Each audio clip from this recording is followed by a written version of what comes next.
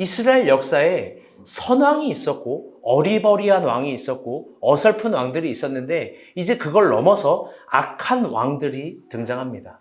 그 악한 왕들이 찬란했던 이스라엘을 멍들게 하고 부식시키며 시들게 합니다.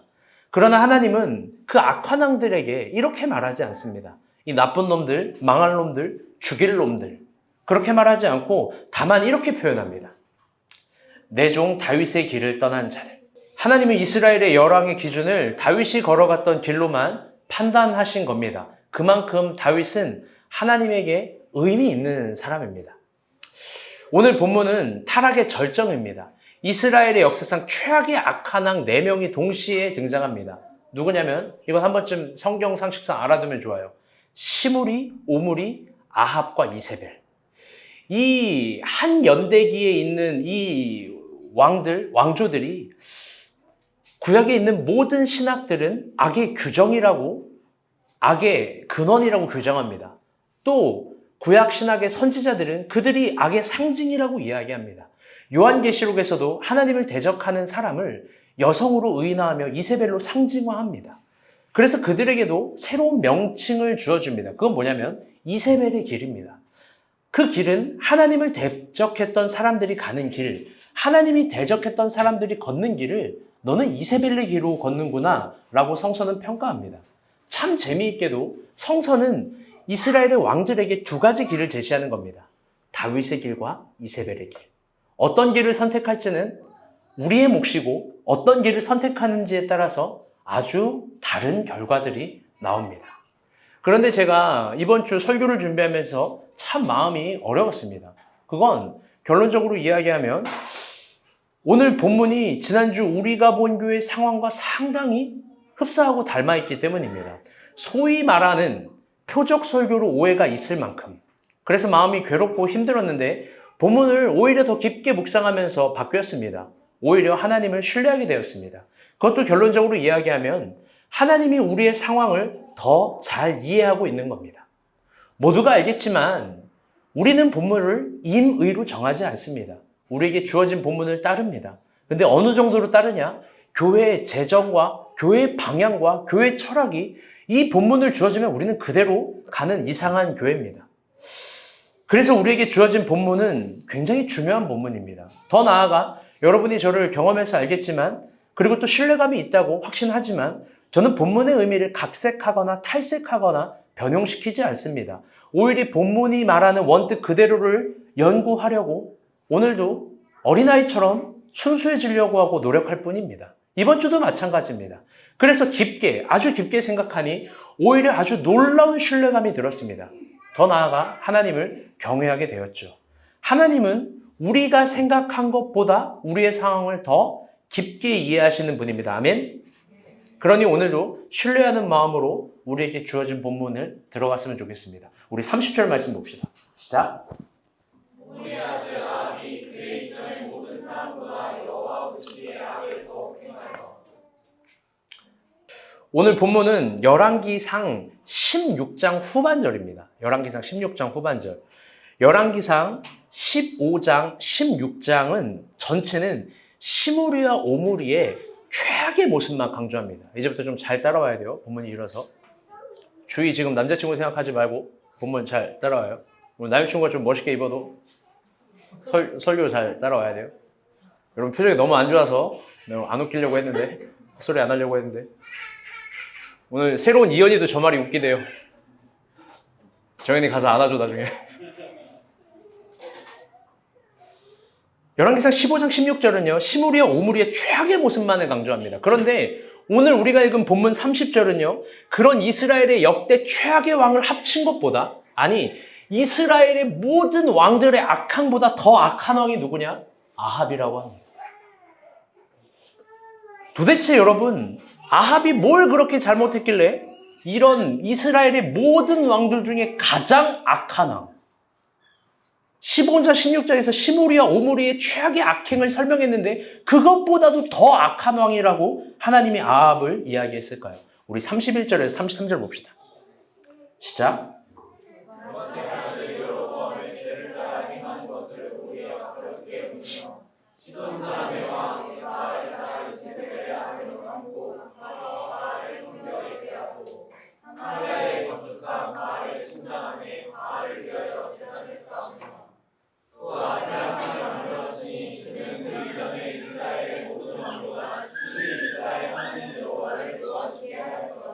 아멘. 저는 오늘 본문을요, 몇 번이나 해석해 보았습니다. 그리고 눈을 비비면서 의심을 해보면서 많은 앵어진을 도원해서 해석도 하고 연구도 해보았습니다. 저도 궁금했습니다. 과연 어떤 죄이길래 하나님은 아합을 이렇게 가장 악한 왕으로 규정하시는 걸까? 도대체 어떤 악을 저질렀길래 이스라엘의 모든 왕들의 악함을 다 더해도 오므리와 시므리를 합쳐도 그것보다 더 나쁜 놈이 아합이다라고 이야기한 걸까? 더 나아가 보통 하나님은 잘못하면 용서하시는 하나님인데 용서가 통하지 않고 악으로 파멸시키는 죄. 그게 뭘까? 여러분 뭘까요? 그런 죄, 그런 악행. 결론적으로 이야기하면 두 가지입니다. 첫 번째는 우리가 읽은 30절 말씀처럼 여로보암의 죄를 오히려 가볍게 여기고 행한 것. 두 번째는 이세벨을 아내로 삼은 겁니다. 오히려 저 34절, 33절, 34절에, 32절, 33절에 있는 바알과 아세라를 섬긴 건 두 번째, 세 번째, 그리고 다른 문제입니다. 먼저 우리가 아합의 죄와 악을 생각해 보면서 깊게 바라봐야 될 것은 그가 가볍게 여겼던 여로보암의 죄. 여로보암의 죄도 가볍게 여기면서 행했다라는 거, 그 여로보암의 죄를 살펴보아야 됩니다. 우리 열왕기상 12장 27절에서 30절인데요. 우리 한번 읽어보도록 하겠습니다. 시작. 만일 이 백성이 예루살렘에 있는 여호와의 성전에 제사를 드리고자 하여 올라가면 이 백성의 마음이 유다 왕의 손에 주 여로보암에게로 돌아가서 나를 죽이고 유다의 왕 여로보암에게로 돌아가리로다. 이에 계획하고 두 금송아지를 만들고 그에게 말하기를 너희가 다시는 예루살렘에 올라갈 것이 없다. 이스라엘 아이는 너희를 애굽 땅에서 인도하여 올린 너희의 신들이라 하고 하나는 그를 두고 하나는 달에 든지라. 이 일이 죄가 되었으니 이는 백성들이 단까지 가서 그 하나에게 경배하리로다. 아멘. 당시 지금 여로보암의 죄를 설명하는 거예요. 여로보암과 르호보암은 이 정치적인 대립 속에 있었습니다. 이때부터 이스라엘은 분열됩니다. 우리가 언제나 한 번씩 들어봤었던 남유다, 북이스라엘입니다. 이 규모로 보기에는요, 비교가 안 됩니다. 남유다는 몇 지파예요? 남유다 몇 지파? 한 지파. 유다 한 지파. 북이스라엘은 몇 지파예요? 11지파. 한 지파 대 11지파의 싸움입니다. 누가 봐도 북이스라엘 11지파가 더 큽니다. 그리고 11지파가 인원이 더 많고 재정도 많고 군사도 많습니다. 그래서 남유다 한 지파를 쉽게 압도할 것 같습니다. 그런데 사실 그렇지 못합니다. 그리고 북이스라엘에게도 어마어마한 약점이 있습니다. 그건 뭐냐면 전통성에 관한 문제입니다. 다 같이 따라볼게요. 전통성. 사실 그들은 유다를 배신해서 나라를 세운 거기 때문에 늘 전통성에 대한 약점이 있었습니다. 그리고 그 약점이 극대화되는 시즌이 언제냐면 언제나 이스라엘에 제사를 드리는 시즌입니다. 제사만 드리면 11지파의 모든 사람들이 어디를 가냐? 저 유다 지역에 있는 예루살렘으로 갑니다. 거기는 어쩔 수 없이 12지파가 다시 모이는 겁니다. 다시 모여서 그들이 예배를 드릴 때 11지파의 강경한 마음은 무너지고 또 약해지고 또 우리는 역시 전통성이 없는 나라인가 봐 이러면서 와해됩니다. 그리고 풍성한 감정들이 오고 갑니다. 12지파가 예루살렘에 모여서 완전한 제사를 드리면 언제나 가장 위기를 느끼는 사람이 있었을 겁니다. 그건 누구냐? 북이스라엘의 왕 여로보암입니다. 그는 제사 때마다 자신의 자리의 위기, 자신의 자기의 어려움을 알고 있습니다. 그런데 여기서 중요한 건 그럼에도 불구하고 하나님께서 예루살렘, 유다 여기서 제사를 드리라라는 명령을 자기 마음대로 꺾을 수 없는 겁니다. 이건 정말 다른 차원의 법이기 때문입니다. 그런데 그래서 여로보암이 꾀를 냅니다. 어떻게 이야기하냐? 북이스라엘 지역인 베델과 단, 우리가 아까 읽었죠, 29절. 베델과 단에 금 송아지를 만들고 그 송아지가 출애굽을 한 하나님의 상징이라고 선언합니다. 그래서 이스라엘 백성에게 더 이상 유다 가서 예배드리지 말고 베델과 단에서 제사를 드리라고 합니다. 이게 여로보암의 죄입니다. 근데 여러분, 이게 왜 죄가 될까요? 2023년에 살아가고 있는 우리의 시선에서는 도무지 이해가 안 됩니다. 이거 담임 목사님이 예배에 편의를 봐준 거 아닌가? 혹은 우리는 막 열받으면 예배도 안 드리잖아요. 이게 뭐 그렇게 큰 죄인가? 그렇게 생각할 수 있겠지만 이건 그런 차원의 태도가 아닙니다. 여로보암은요, 의도적으로 지금 이스라엘을 분열시키려고 하는 겁니다. 이 죄를 구체적으로 이야기하면요, 이렇게 하면 안 되는 걸 분명히 여로보암은 압니다. 베델과 단에 송아지 신상을 세우면서 이게 하나님이다. 그래서 앞으로 니네 멀리 이동하지 말고 여기서 예배를 드려라. 절대 말하면 안 되는 걸 압니다. 그런데도 여로보암은 알면서도 의도적으로 짓습니다. 섬세하게 좀 표현해 봅니다. 하나님의 뜻이 어긋나는 걸 정확히 알면서도 그 정확한 하나님의 뜻을 교묘하게 꺾어서 의도를 가지고 구부립니다. 여로보암의 죄는 뭐냐? 다 같이 따라올게요. 의도성, 고의성. 그런데 오늘 본문의 아합은 그것보다 더 악한, 여로보암이 지은 죄보다 더 악한 사람이라는 겁니다. 이게 이스라엘의 간판이 돼요. 가장 나쁜 죄로, 가장 악한 일로. 근데 그거보다 더 악한 거예요. 도대체 무엇을 어떻게 했길래 그거보다 더 악하게 된 거예요? 그게 뭐냐? 31절 말씀이 있습니다. 우리 31절 말씀 다 같이 한번 읽어봅시다. 시작.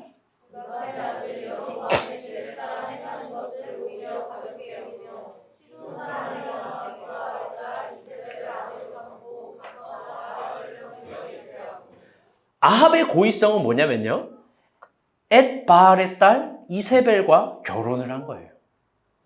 이건 역시 2023년 우리가 갖고 있는 사회적 관점에서는 이 말씀이 절대로 이해가 안 됩니다. 왜요? 우리는요, 모든 사랑을 존중하는 문화 속에서 살아가고 있기 때문에 그래요. 우리의 사랑은 이런 거 아니에요? 저를 봐주세요. 나이도 초월하고 국경도 초월하고 뭐 조건도 다 초월하고 막 초월해야 사랑이잖아요. 무언가를 막 초월해야 낭만적이고 깊은 사랑으로 생각합니다. 그렇죠? 그런데요, 구약신앙은 달라요. 구약에서 신앙을 요구하는 지점은 하나님은 이스라엘 백성들에게 절대 그렇게 말하지 않아요. 특별히 결혼에 있어서만큼은 더욱 철저하게 하나님의 뜻을 따르기를 원했어요. 그 뜻이 뭐냐? 다 같이 따라볼게요. 베타성이에요. 결혼은 베타성이라는 거예요. 그 베타성은 뭐냐면 이방 여자들과 혼인을 금지하는 거예요. 이걸 노예, 평민, 중민, 귀족, 왕 모두에게 다 일광 적용시켜버립니다. 이 법 아래 타협도 없고 굴복시켜버리게 합니다. 모든 이스라엘이라는 사람은 다 이 법 아래 굴복되기를 강요합니다. 그런데 오해하지 마세요. 성서에서 이런 베타성을 한 두세 가지를 이야기하는데 이렇게 베타성을 요구할 땐 인간의 기호, 취향, 성향, 관심 이런 걸 무시하는 게 전혀 아닙니다. 오히려 인간이 강하여지고, 오히려 이스라엘이 강하여지고 오히려 이스라엘이 행복해지는 법을 알려주는 거예요. 그건 뭐냐면 베타성을 수용하는 거예요. 여호와께서 베타성을 딱 얘기해서 이건 타협 없어. 이건 절대 복종이야. 왕부터 이스라엘 백성들까지 다 들어가야 돼 라고 하는 베타성을 주면 그걸 수용할 때 인간이 가장 행복한 길에 이르고 가장 행복한 열매에 있다라는 거예요. 그 베타성을 수용한 결혼이 사실 가장 포근하고 안전하고 행복하다는 겁니다. 그게 베타성의 역설이에요. 그럼 여러분 이쯤에서 중요한 질문을 해봅시다. 하나님은 결혼에 있어서 왜 그렇게 베타성을 강조한 걸까?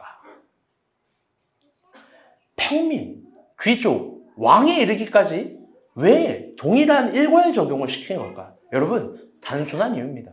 아주 단순한 이유예요. 그건 이방 여자들과의 혼인이 결국 이스라엘의 고유성을 상실시키기 때문이에요. 더 나아가 진리 안에서 신앙으로 가지고 있는 도덕, 경제, 재정, 공동체, 선악의 문제, 신앙과 가치관의 문제를 다 퇴색시키기 때문에 그래요. 결국 하나님을 섬기는 아름다운 신앙을 퇴색시킬 수 있는 힘이 이방 사람과 혼인에 있는 거예요. 여러분, 저는 정말로 많이 봤어요. 결혼 전에는요, 아름다웠던 신앙이 결혼 후에는 타락하고 나락으로 가는 사람들 많이 봤어요. 결혼 전에는 하나님 앞에서 삼손 같은 사람이 결혼 후에는 만물에 찌꺼기만도 못한 슬픈 사연을 가지게 되는 사람들 많이 봤어요. 결혼 후에 그런 변질에 대해서 많은 사람들이 이런 얘기를 해요. 내가 결혼하기 전에 신앙이 좋았는데 결혼 후에 변질됐다. 그 부분에 대해서 이렇게 얘기해요. 다 같이 따라볼게요. 먹고 살기 힘들어서. 그래서 자신의 퇴락과 퇴색과 추악함을 정당화해요. 여러분, 근데 그게 진짜 그럴까요? 여러분, 그게 진짜 맞는 말일까요? 여러분, 잊지 마요. 그게 가장 비겁한 변명이고 가장 새빨간 거짓말이에요. 그건 진짜 다른 차원의 문제예요. 저는 자신 있게 이야기해요. 여러분, 우리가 본 교회 부부들 봐요. 특별한 부를 소유한 사람이 어디 있어요? 특별한 부. 여러분 보기에는 뭐 윤용식이가 엄청 부자같이 보입니까?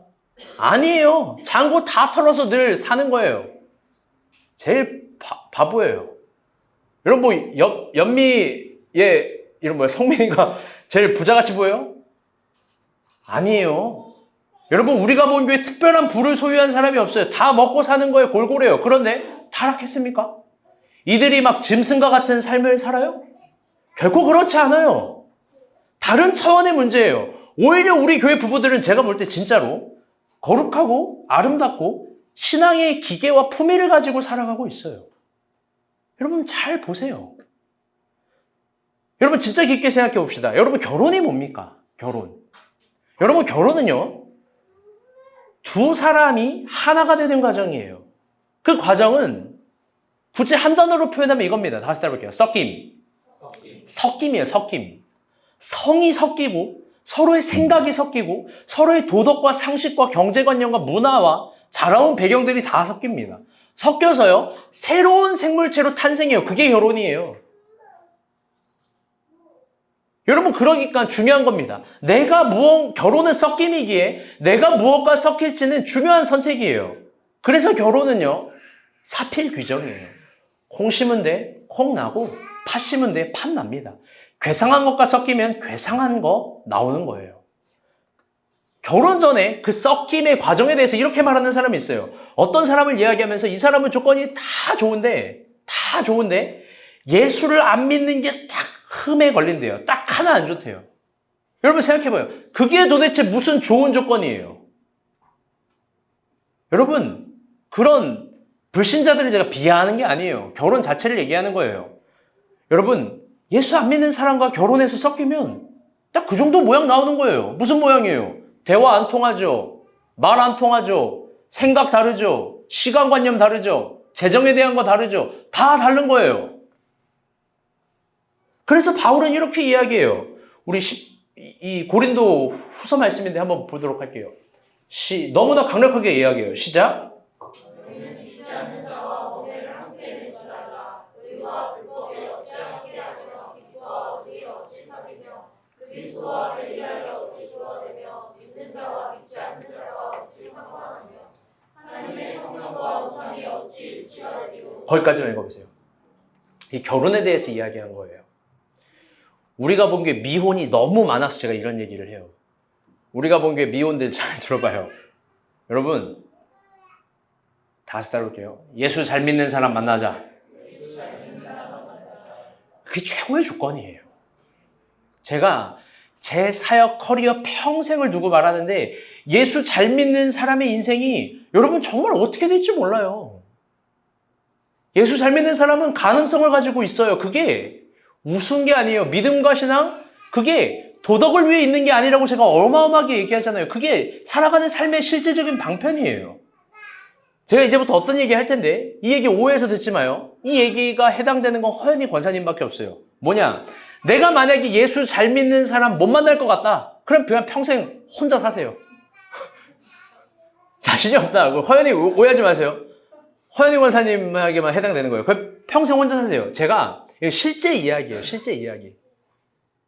내가 너희들을 제일 사랑하잖아요. 난 혼인 조장하는 사람이에요. 무조건 결혼이에요. 결혼이 제일 좋다라고 말해요. 이걸 못 믿겠다. 그러면 김일환 전도사가 쓴 혼자라는 책을 봐요. 그 사실 혼자를 말하는 게 아니라 결혼하라를 말하는 거거든요. 왜 그러냐? 제가 사역해보니까 엉성하고 어설픈 사람과 결혼해서 평생 고통에서 시달리는 것보다 여러분 신앙 지키면서 혼자 사는 게 좋아요. 그렇다고 우리 솔로도 혼자 살라는 말 절대 아니에요. 오해해서 듣지 마요. 또 우리 중에 그런 사람이 없지만 잘 들으세요. 내가 결혼을 진지하게 후회하고 있다. 너 왜 표정이 진지해져? 내가 진짜 결혼을 상현이 지금 고개 끄덕인 거야? 내가 후회하고 있다. 여러분 어떻게 돼요? A4 용지 한 장 이혼하면 되는 거죠. 막 결혼 후회하면 막 도장 찍으면 되는 거잖아요. 그래서 맨날 박지원이가 이야기하는 뭐 돌아온 싱글즈? 아니 그 뭐지? 나는 솔로 돌아온 싱글즈란다고 뭐야? 나는 솔로 막 나가고 여러분 이러면 되는 거예요? 아직 나는 젊으니까 여러분 제발 세상 소리에 귀 기울이지 마요. 돌싱 그래요.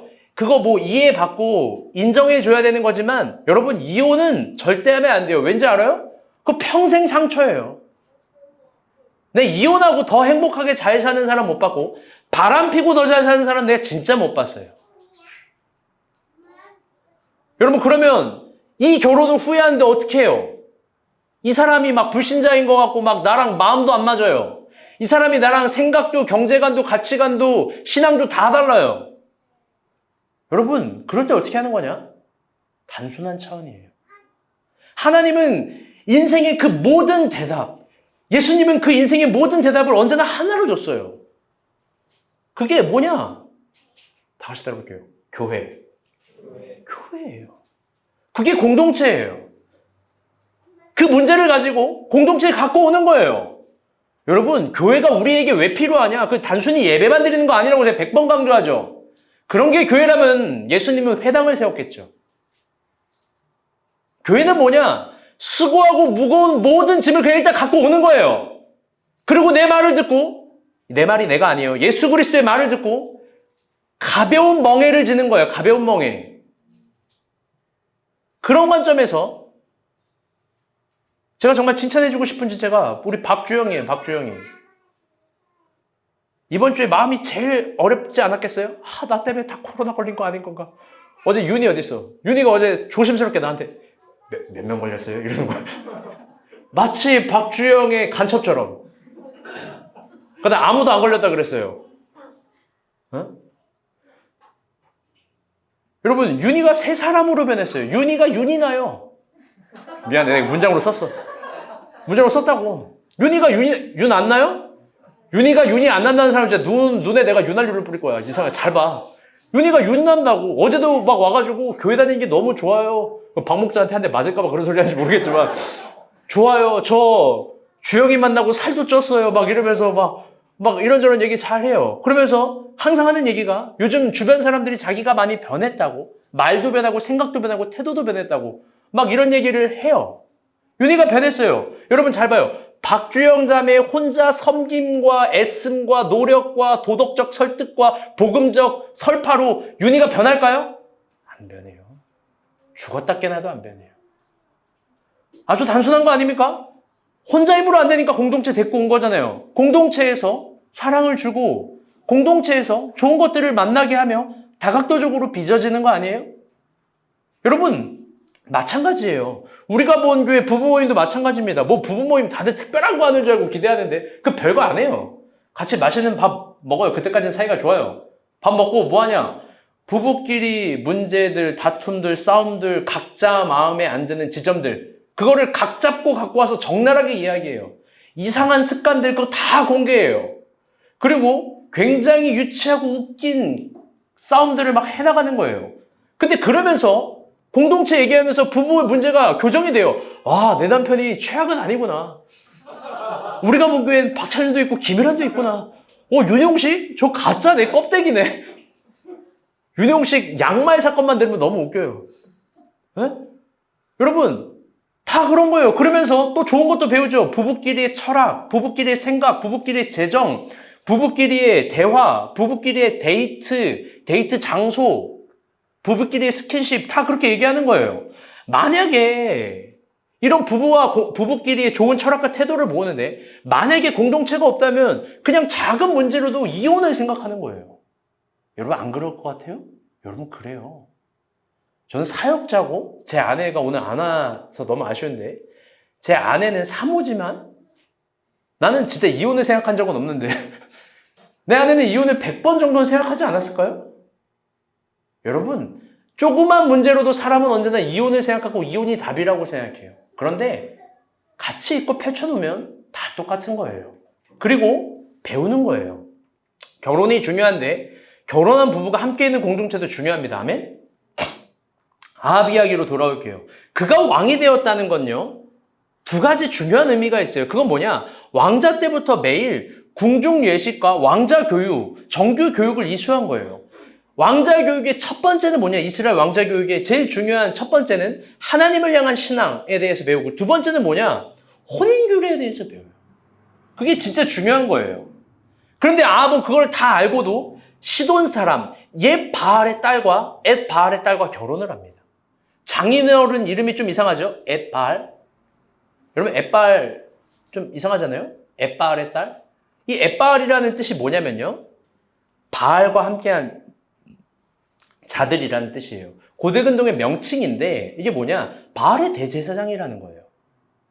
근데 재미있게도 엣 바알, 바알의 딸, 아니죠. 바알의 제사장이 여러분 어떻게 시돈의 왕이 되었을까? 31절 띄워주세요. 일단 엣 바알의 딸 이세벨을 아내로 삼고. 여러분, 엣 바알이 어떻게 시돈의 왕이 되었을까? 실제 고대 근동 역사를 보면요, 이 엣 바알이요, 시돈 왕이었던 펠릭스라는 왕을 살인해요, 몰래. 그리고 시돈의 왕이 돼요. 여러분, 이세벨은 잘 봐요. 그런 거 교육받고 자라난 거예요. 그리고 실제로 이세벨이 자기 마음에 안 드는 모든 건 죽이고 마음에 드는 모든 건 잡아먹어요. 이스라엘의 좋은 것들을 다 잡아먹는다고. 그런데 저는 이 본문을 연구하고 묵상하면서 정말 이해가 안 되는 게 있었습니다. 그건 뭐냐?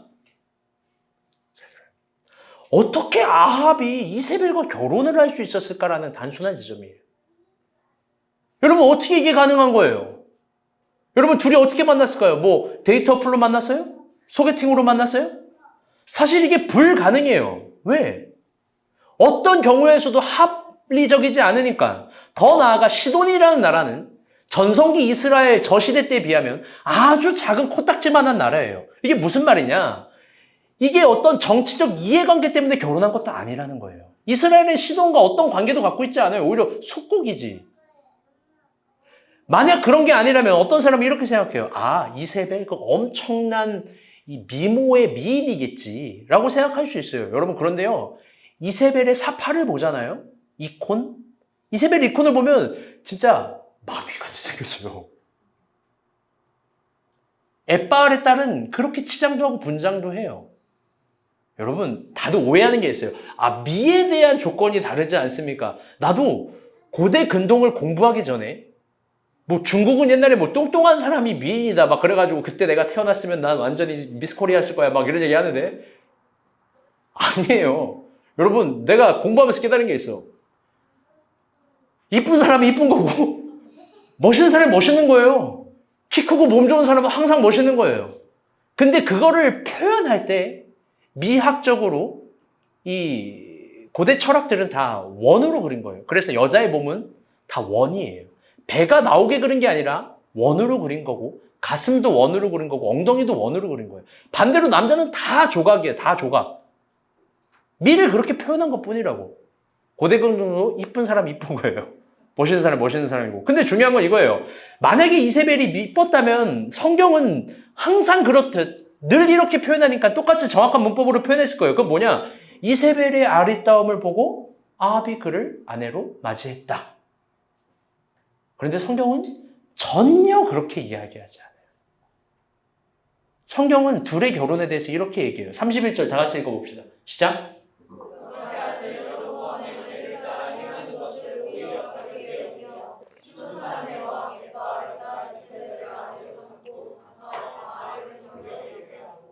성서는요, 아합이 여로보암의 죄도 가볍게 여기는 사람이라고 해요. 그리고 그 대표적인 악행, 여로보암의 죄도 가볍게 여기는 악행으로 엣 바알의 딸 이세벨과 결혼했다는 거예요. 중요한 거예요. 아까도 말했지만 여로보암의 죄는요, 고의성과 의도성이에요. 이게 아주 무서운 말이에요. 왜 이 사람이 이제 가장 악한 왕이 되는지 말해줄게요. 아주 무서운 말인데 그는 아주 의도적으로 하나님 뜻을 무시한 거예요. 이 여자와 결혼하는 게 하나님 뜻이 아니라는 걸 정확하게 알고 있어요. 그 무게감, 그 온도, 그 농도. 하나님이 이거 진짜 미워하는 거 아닌데 고의적으로 그녀를 아내로 삼은 거예요. 고의적으로 이세벨과 결혼한 거예요. 고의적으로 하나님이 절대 반대하는 것을 찝은 거예요. 바알의 제사장, 시돈 왕을 살인한 시대의 괴수, 그녀의 딸과. 그래서 그가 이스라엘의 모든 악한 왕들보다 더 악한 왕이 되는 거예요. 단순한 결혼 문제가 아니에요. 여러분, 잘 들어봐요. 인간은 모두 다 죄를 짓습니다. 죄를 져요. 저도 동일해요. 다 죄인입니다. 그런데 한번 물어볼게요. 인간은 왜 죄를 질까요? 도대체 인간은 왜 죄를 짓는 거예요? 우리가 죄를 짓는 이유는 단순할 거예요. 보암직도 하고 먹음직도 하고 지혜롭게 할 만큼 탐스러우니까. 그게 뭔지 모르지만 성경 그렇게 표현해 주니까. 그런데 성경이 인간이 죄를 짓는 걸 해석할 때 이렇게 세 가지 차원으로 이야기해요. 각 차원이 달라요. 첫 번째 차원은 이거예요. 다 같이 따라볼게요. 무지. 굉장히 단순한 차원이에요. 인간이 무지해서 죄를 짓는다는 거예요. 그 무지는 뭐냐? 이게 죄인지도 모르고 이게 무슨 의미인지도 모르고 죄를 짓는 거예요. 즉 거룩에 대한 지식이 없기 때문에 죄를 짓는 거예요. 두 번째 차원, 성경에서 인간이 죄를 짓는 이유에 대해서 이렇게 해석해줘요. 다 같이 따라볼게요. 연약함이에요. 연약함이란 뭐냐? 내가 이게 죄인 줄 아는데 이 죄를 이길 힘이 없는 거예요. 특별히 청소년기에 대부분 저지르는 죄가 있어요. 그게 뭐냐? 음란에 관한 죄예요. 음란이라는 범위가 상당히 커요. 그래서 그리스도인들이라면 언제나 음란에 대한 반대 본능이 있어요. 그건 이런 거예요. 잘 들어봐요. 우리 성인입니까? 야동 보면 안 되는데. 음란한 행위하면 안 되는데. 음란한 짓 하면 안 되는데. 이 음란 마귀들, 뭐 약간 순화해서 표현하면 이거에 대한 반대 본능을 반대 힘으로 알고 있어요. 그런데요, 특별히 중고등학생 남자들, 또 20대 초반의 형제들, 이 음란에 대한 죄를 못 끊어요. 그걸 못 끊어요, 남자들은 더. 우리 이제 30대들만 해도 좀 다른데 20대들 아직 혈기가 팔팔해서 이게 생물학적으로도 이게 안 되는 거예요. 그게 연약성이에요. 죄인 줄 아는데 이걸 못 끊는 거예요. 하면 안 되는 줄 알면서도 어쩔 수 없이 하고 또 죄를 짓고 후회하고 반성하죠. 물론 잘 들어요. 인간의 무지와 연약함이 모든 죄의 허용을 말하는 거 아니에요. 더 나아가서 죄에 대한 대답도 될 수 없어요. 그런데 이게 중요한 차원인데 보통 성서에서는 무지한 죄, 무지로 지은 죄, 연약함으로 지은 죄는 잘 들어요. 잘 들어요. 중요해요. 다 긍휼히 여겨주시고 사랑해주고 용서해주고 보다듬어줘요. 그런 죄인을 용서해주고 다시 기회를 주는 아버지로 하나님은 늘 표현해요. 이스라엘 백성이 극심한 범죄를 저지를 때도 니네가 몰라서 그래. 니네가 연약해서 그래 아직. 계속 안아주시는 하나님이에요. 더 나아가서 그들을 새로운 기회도 주세요. 그리고 무지와 연약함으로 지은 죄에 대해서 하나님은 늘 두 가지를 함께 준비해줘요. 그건 뭐냐? 고난과 훈련이에요. 이제 이 사람을 변화시키고 강력하게 해야 되니까 더 이상 무지하지 말고 더 이상 연약해지지 말라고 고난이라는 훈련, 시련이라는 고난 이런 것들을 주면서 그 사람을 강화시킵니다. 그런데 세 번째 차원도 있어요. 이 세 번째 차원은 완전히 다른 차원이에요. 이건 어떤 차원이냐? 다 같이 따라볼게요. 의도성. 의도적으로, 아주 의도적으로 죄를 꾸미고 죄를 실행하는 사람들이 있어요. 이건 무지와 연약함과 다른 거예요. 그리고 이 죄는 어쩌면 성서에 표현한 그대로 이야기하면 의도성을 가진 죄는 그 죄를 행하는 사람을 파멸시켜요. 심지어 그 죄가 남을 파멸시킬 때 나도 함께 파멸되는 거예요. 죄의 싹은 그래서 뭐예요? 사망이에요.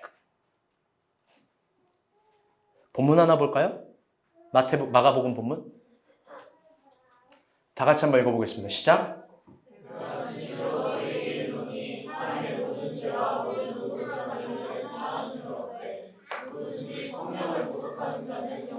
사하심을 얻지 못하고 영원한 죄가 되느니라 하시니. 아멘. 제가 여러분을 무슨 가스라이팅 하거나 무슨 뭐 본문으로 협박을 하거나 위협하는 게 전혀 아니에요. 늘 그래서 내가 오해를 할까봐 내가 마음이 어려워요. 늘 나는 본문을 연구한 대로 본문이 끝에 갈 때까지 연구를 해요. 그러니까 여러분, 난 죄 용서를 내가 쉽게 말하지 못해요. 사함을 얻지 못하는 죄도 있어요. 나를 파멸시키는 죄도 여러분 분명 있어요. 그게 의도성을 갖는 죄예요.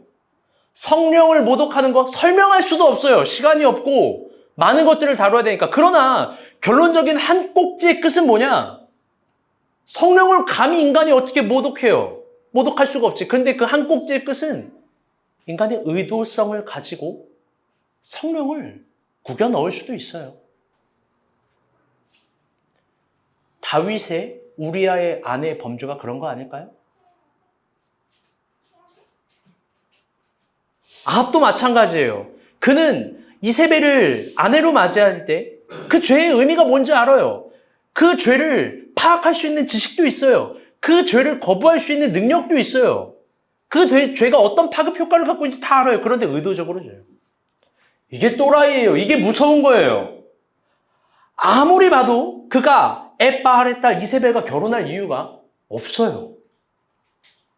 그런데 하나님을 대적하려고 고의적으로 여로보암의 죄처럼 의도적으로 이세벨을 맞이합니다.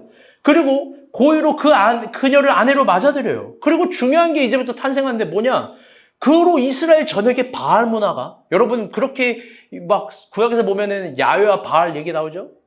바알 문화가 이스라엘에 전체적으로 꼽힌 게 바로 아하비한 짓. 회당, 산당 뿐만 아니라 각 가정에 바알 신상을 세워둬요. 이스라엘의 거룩한 절기에 대항해요. 4대 절기에 대항해서 4대 바알 카니발을 진행해요. 바알의 카니발은 뭐냐? 이 다산적 제의예요. 다산적 제의는 뭐냐면 바알 신전 앞에서 모든 남녀들이 옷을 벗고 취해서 그룹 성관계를 해요. 그날 밤에 많은 여자들이 죽어요. 또 많은 사생아들을 임신해요. 그래서 1년이 지나요. 다음 바알의 카니발 때 뭐하냐? 그에 태어난 아이들을 출산하잖아요. 1년 지나니까. 다 성전 창녀로 바쳐요, 여자들은. 남자들은 버리거나 죽여요. 최악의 문화가 등장하는 거예요. 그런데 중요한 건 이게 이방 문화가 아니라 이스라엘에 정착하고 들어온 거예요. 이스라엘의 보편 백성들이 그렇게 타락하는 거예요. 너무 무섭고 슬퍼요. 아합은 그 죄의 의미를 알고 그걸 다스릴 수 있는 능력도 있지만 일부러 그래요. 그래서 그가 가장 악한 왕이 되는 거예요. 이제 마지막 한 꼭지 얘기만 더 한번 살펴봅시다.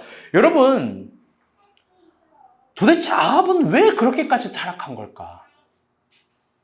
왜 그런 미친놈의 짓을 하는 걸까? 하나님이 뭘 아쉽게 했다고 이 사람은 그렇게 의도적으로 하나님을 대적하는 걸까? 왜 그렇게 망가지는 걸까? 우리 열왕기상 21장 25절 봅시다. 그 이유에 대해서 성경은 적나라하게 이렇게 얘기합니다. 시작. 이루가 아합과 같이 그 자신을 팔아 여호와 앞에서 악을 행한 자가 없으니 그를 그의 아내 이세벨이 충동하였습니다. 아멘. 너무 중요해서 우리 윤이가 25절을 다시 한번 읽어주세요. 시작. 이로부터 아합과 같이 그 자신을 팔아 여호와 앞에서 악을 행한 자가 없으니 그를 그의 아내 이세벨이 충동하였습니다. 아멘. 열왕기 기자는 아합에 대해서 굉장히 인상 깊은 표현을 해요. 처음이에요. 저도 놀랐어요. 재발견하고. 아합은 자신을 팔아서 악을 행했대요. 이게 무슨 말이에요? 이게 악을 행해야지. 내가 죄를 져야지. 이게 아니라 자신의 영혼을 팔아서 이거 막 정말 미친놈처럼 악을 행하려고 막 날뛰고 막 널뛰는 거예요. 자신의 영혼을 판다는 구절이 여기밖에 없어요. 이건 말도 안 되는 구절이잖아요. 그리고 그 이유를 뭐라고 이야기하냐? 이세벨 때문이다. 이세벨이 충동질을 해서 그런다. 아주 자극적인 또 논리적인 충동질을 계속하는 거예요. 의도적으로 악하게 살도록, 의도적으로 하나님을 떠나게 살도록. 제가 이 설교의 모든 것들을 정리하면서 여러분에게 이렇게 권면해요. 진지하게 말해요. 내 주변에 이세벨 같은 사람들이 있거든요. 남녀관계 얘기하는 거 아닙니다. 내 주변에 이세벨 같은 사람들이 있어요. 여러분 당장 손절하세요. 손절해서 여러분이 불이익을 받고 왕따가 되더라도 제가 담대하게 얘기해요. 괜찮아요. 여러분, 또 여러분을 좋아해줄 공동체가 사람들이 붙을 거고, 여러분이 손절해도 우리가 본 후에 여러분 손절 안 해요. 왜 이 교회는 작아 보여요? 아니요. 여러분, 고민할 필요 없이 그런 사람들과 멀어지세요. 우리 주변에 살아있는 이세벨들이 있어요. 하나님 안에서 내가 배운 길들을 버리게 하는 사람들이 있어요. 모두 다 이세벨이에요. 하나님 앞에서 내가 여태까지 가꾸고 추구했던 소중한 가치들을 퇴색시키는 사람들이 있어요. 다 이세벨이에요. 담대하게 그런 관계들을 정리하세요. 여러분, 고민할 게 없어요. 혹 이런 고민하는 거 아닙니까? 아, 그리스도인으로서 내가 모든 사람들과 관계를 잘 맺어야 되는데 전사님 왜 이런 기초도 없는 말을 하시나? 아니에요. 여러분, 제가 쓴 책, 오늘 책 광고 하려고 한 거 아닌데 관계를 읽어보세요. 이 땅에 그게 가장 큰 거짓말이고 그게 사람을 죽이는 이념이에요. 여러분, 모든 사람과 어떻게 다 좋은 관계를 맺어요? 여러분, 성서의 예수님 봐요. 예수님 인간관계 안 좋아서 죽은 거 아니에요? 제자들에게 배신도 당했잖아요. 바울은 어때요? 12 제자들과 갈등이 있다가 여러분, 유대 사람들에게 돌도 맞고 태장도 맞고 모든 관계가 좋아야 된다라는 말이 거짓말이에요. 여러분, 우리 주변에 이세벨 같은 사람 있다. 그러면 진짜 빨리 도망가거나 정리하거나 거리를 두세요. 왜? 결국 하나님을 대적하게 하니까요. 결국 하나님을 향한 신앙을 퇴색하게 하니까요. 사회관계? 그거 내가 중요하지 않다고 얘기하는 거 아니에요. 그게 필연적이고 필수적이고 어렵겠지만 그 사회관계 단절돼도 여러분 강해져 보세요. 안 죽어요. 안 죽는다고요. 내가 늘 실력을 키우라고 하잖아요. 혼밥을 맛있게 먹어봐요. 야, 나 왕따다. 나 진짜 좋아. 얘네 거짓말로 하는 소리가 아니에요. 제가 좀 슬픈 얘기 할 거예요. 웃긴 이야기 대목이 있을 수 있지만 슬프게 들어주셨으면 좋겠어요. 제가 참 아끼는 청년이 있었어요. 너무나 사랑하는 청년이에요. 이거 쓸까 말까. 내가 어제 저녁도 인간사 박목자 용식형제 알고 있겠지만 내가 어제 저녁도 보통 토요일 4시면 설교 준비는 끝나요. 4시에서 6시 사이면은. 그게 내가 채운 22시간이 거의 다 돼요. 나 어제도 이거를 썼다 지었다를 한두 시간 하고 오늘 아침도 일찍 일어나서 이거 한두 시간에서 이 얘기 할까 말까 하다가 근데 해요. 그러니 잘 들어보셔요. 너무나 사랑하는 청년이에요. 그 청년은 진리 안에서 자신을 가꿀 줄 아는 실력 있는 사람이에요.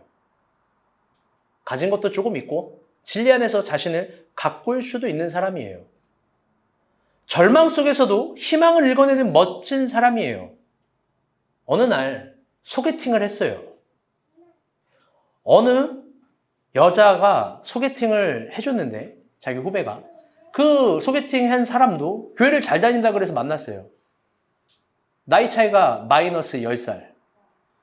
용식이 지어진 나이 차이도 아니죠. 마이너스 10살. 그 친구는 나이가 36, 사회생활 7년 차. 여자 친구는 26살, 대학생. 어때요, 형제들? 좋아요? 막 사회에서 이런 사람 만나면 아, 능력 있다. 막 최고다. 나는 대학생 만나네. 이런 헛짓거리 헛소리들 하잖아요. 처음에는 너무 좋았대요. 근데 그 자매가 남자친구한테 늘 이런 얘기를 해요. 자주 하는 말. 오빠, 나 이거 해주면 안 돼? 처음에 이 말이 좋았대요. 왜? 그 말로 내가 멋진 남자가 되는 거니까. 근데 그 말이 점점 바뀐대요. 이렇게 해요. 오빠, 이것도 못 해줘? 오빠, 나 이거 해주면 안 돼? 나가? 오빠, 이것도 못 해줘? 그러면서 자신의 모든 것들을 해결해 나가요. 학자금 대출, 부모님이 진 빚, 여행들, 명품백. 그걸로 다 해결해 나가요. 너무나 재밌는 건 뭐냐? 남자애가 모든 걸 다 해줬는데 서운하다고 해요. 심지어 사회생활 동안 모은 돈 그걸 다 썼어요. 근데 여자친구는 부족해하고 서운해요. 사랑이 안 느껴진대요. 제가 담당 사역자로서 나중에 이 사실을 알게 되었어요. 제가 왜 나에게 이야기를 안 했냐, 교제를 하는지도 몰랐어요. 어떤 큰 사건이 하나 있었고, 큰 사건이 있기 전에 얘기를 했는데, 얘기를 안 하니까, 얘기를 하고 나중에 얘기를 해서 알았어요. 왜 그러냐, 여자친구가 얘기하지 말래요. 제가 깊게 얘기 들어보니 아주 진상이고 과간이에요. 그 형제 교제한 지 1년 반밖에 안 됐는데, 그 형제의 소중한 가족 관계 다 깨지고, 친구 관계, 사회 관계 다 말살돼요. 그 형제의 고유한 힘을 다 뺏어가요. 소중한 것들을 무너뜨려요. 조금 상식적이어야 되는데 자매가 조금의 상식도 없고 일말의 양심도 없어요. 저는 정상적인 관계가 아니라고 생각했어요. 그래서 그 형제에게 당장 헤어지라고 얘기했어요. 당장 헤어지라고. 고민할 게 뭐가 있어요? 여자애는 아무것도 헌신도 안 하고 희생도 안 하면서 자기의 모든 것들을 가져가려고 하는데,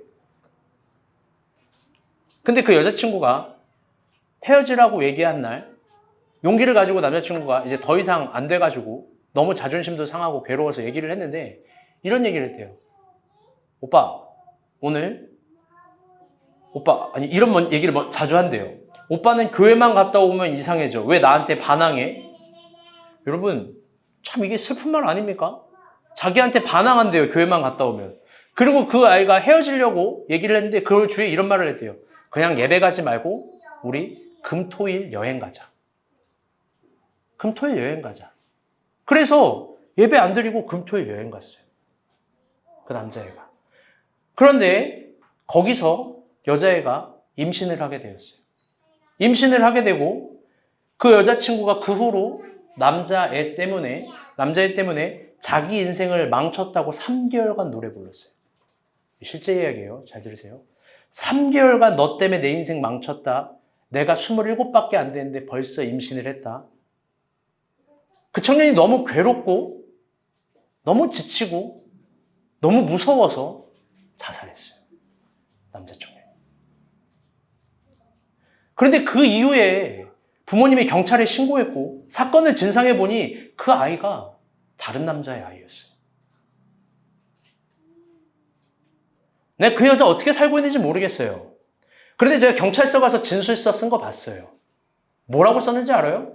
자신은 그 남자를 만나서 1년 6개월 동안 불행했고 온통 피해자고 자기는 이 사건에 아무것도 관여된 게 없다. 여러분, 극단적인 얘기일까요? 극단적 얘기 아니에요. 제가 사역했었던 교회 현장에서 일어난 일이에요. 이게 현실이에요. 이게 현실이에요. 그래서 저는 더 이상 속지 않아요. 잘못된 만남은 잘못된 거예요. 로미오와 줄리엣은 없어요. 바람핀 걸 존중하지 않아요. 불륜을 죄라고 책망합니다. 다 알겠지만 남녀관계뿐만 아니라 모든 것이 그래요. 하나님 앞에서 여러분이 내가 보기에 사역자가 보기에 김일환으로서 개인 말고 내가 김일환으로서 개인이면 뭘 책망해요? 왜 책망해요? 싫은 소리 하면 다 관계가 안 좋아지는데. 여러분은 한 번쯤은 우리가 본 교회 회의를 경험해야 돼요. 저보다 임태영 간사님이 박재영 간사님 훨씬 큰 사람이에요. 우린 친구예요. 내가 얼마나 크게 책망하는데요. 얼마나 뭐라고 하는데요. 덜덜덜 떨리게. 여러분 왜 그래요? 여러분이 항상 그래요. 그 이유는 전 더 이상 속지 않아요. 하나님 앞에서 아닌 거 아니라고 말하는 게 저의 역할이에요. 선지자의 마음으로 더 크게 책망해요. 나도 마음 안 좋아요. 그런데 한다고. 그게 너를 존중하지 않아서 하는 게 아니라 지금 틀렸다고 말을 못하면 나중에 뭔 일이 어떻게 될지 어떻게 하냐고요. 아합, 망가진 그 시대 옆에 선지자가 없어요. 선지자가 없다고. 선지자는 다 멀리해요.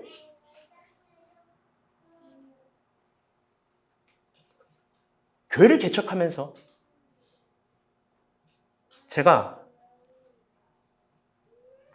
진짜 깨달은 게 있어요.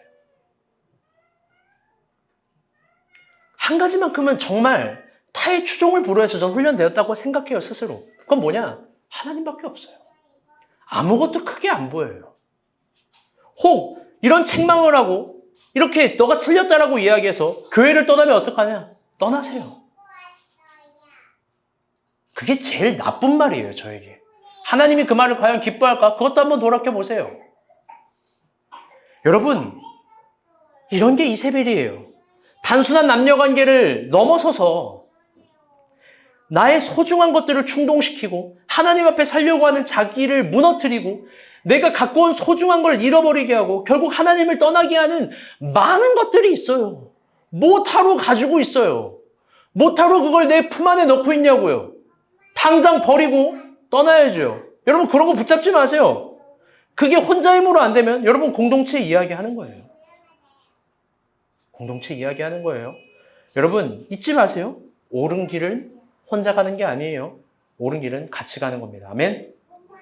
말씀의 결론을 맺도록 하겠습니다.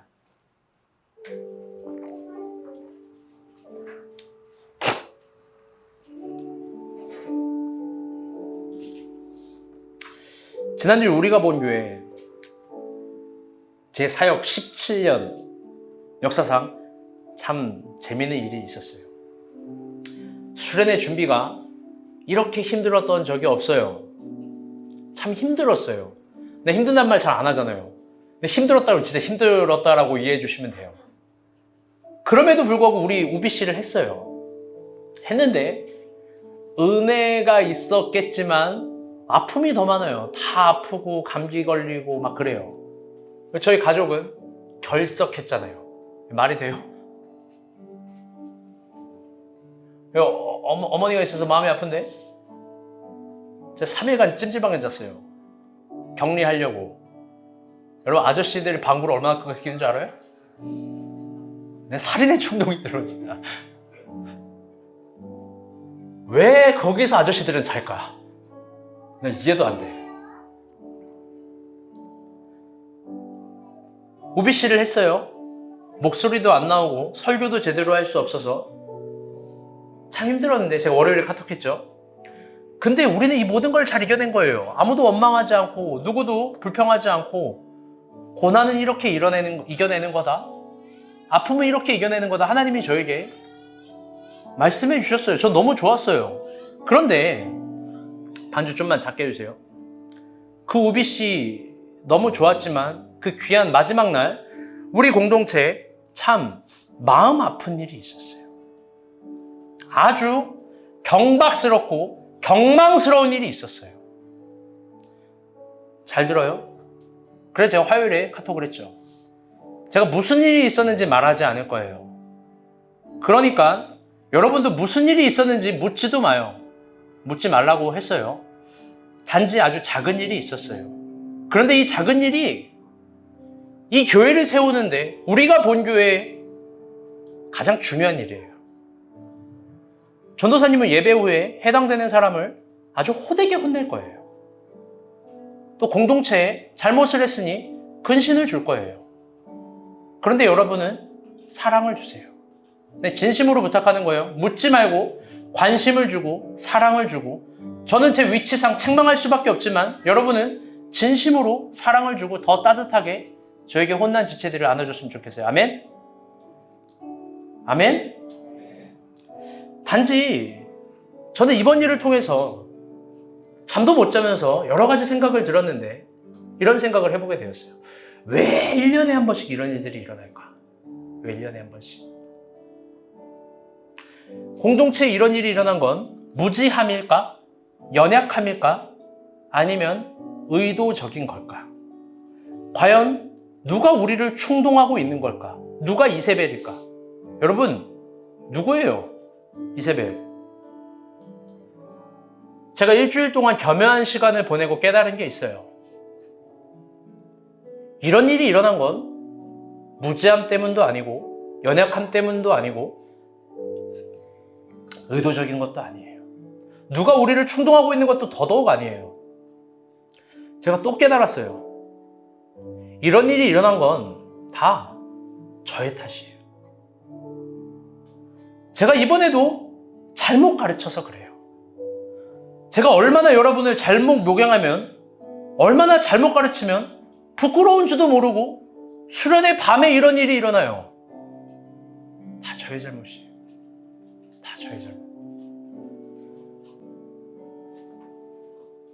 저도 혼이 나야겠죠. 저도 스스로 근신을 받을 거예요. 10월 한 달치 월급 안 받을 거예요. 여러분 이런 걸 무게 있게 들어줬으면 좋겠어요. 일주일 동안 모든 업무를 중지하고 자신을 돌볼 거예요. 저를 한번 돌아볼 거예요. 물론 교회에 출근을 할 거예요. 기본적인 업무들은 해야 되니까. 설교도 한 주 쉴 거예요. 제가 한 주 쉬면 2배, 3배 더 많이 일을 해야 돼요. 사실 요즘 건강이 좀 저도 걱정이 돼요. 무섭고. 근데 아무리 생각해도 제가 잘못 가르친 거예요. 여러분, 진심으로 죄송해요. 너무 죄송해요. 이런 일이 일어나서.